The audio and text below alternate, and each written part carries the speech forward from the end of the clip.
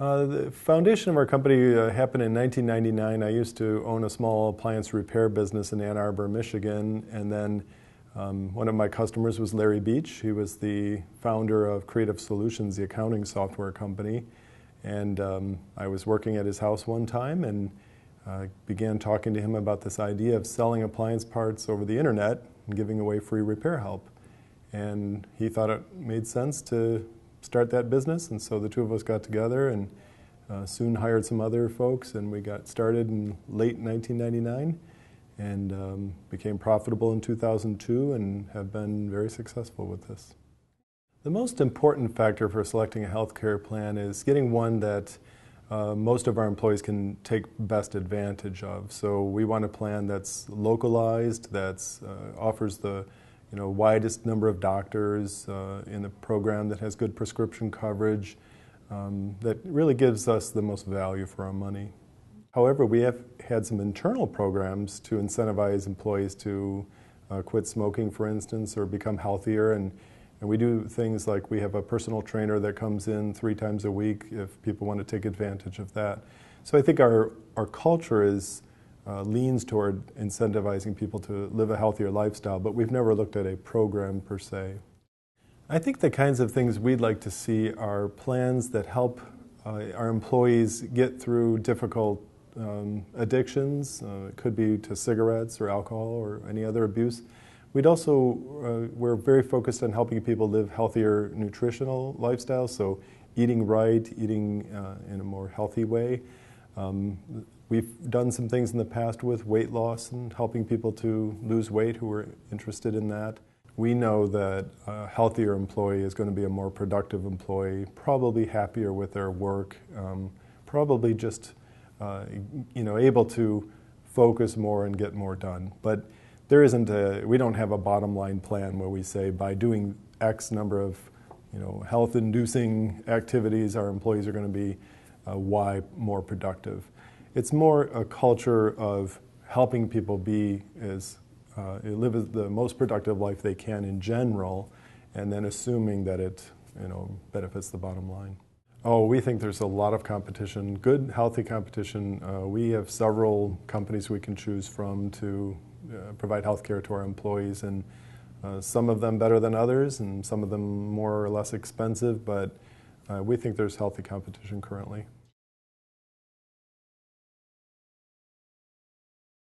The foundation of our company happened in 1999. I used to own a small appliance repair business in Ann Arbor, Michigan, and then one of my customers was Larry Beach. He was the founder of Creative Solutions, the accounting software company, and I was working at his house one time and began talking to him about this idea of selling appliance parts over the internet and giving away free repair help.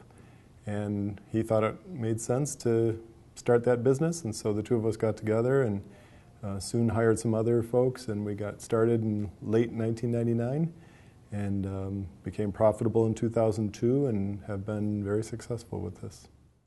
Well, the reform bills that have been floating around Congress and the White House for the past, I would say, year and a half or so have been mostly confusing. I think everybody in the country, including me, believes that our healthcare system isn't serving the whole population, and it's not serving it very well. So most of us, I believe, are inclined to want some kind of change that's going to help get more people covered. I went for our first 2 children. I have 5 children.